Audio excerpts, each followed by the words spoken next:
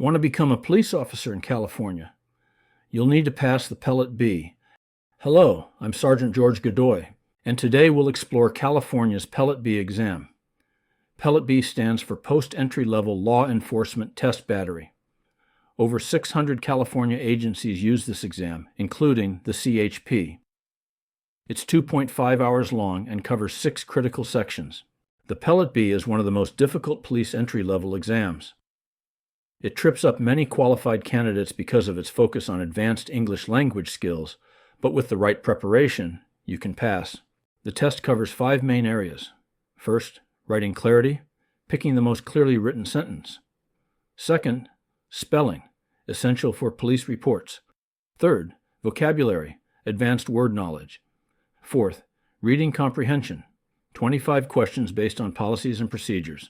Finally, logical reasoning, grouping, and analyzing relationships. Special preparation is absolutely required. Don't let poor preparation derail your law enforcement career. Get the top-rated PELLET-B prep course with over 1,000 5-star reviews. The course includes video tutorials, hundreds of practice questions, and lifetime access, plus bonus courses on polygraph, psych exam, and oral interviews. Click on the link to get started. There is also a link in the description and in the comments.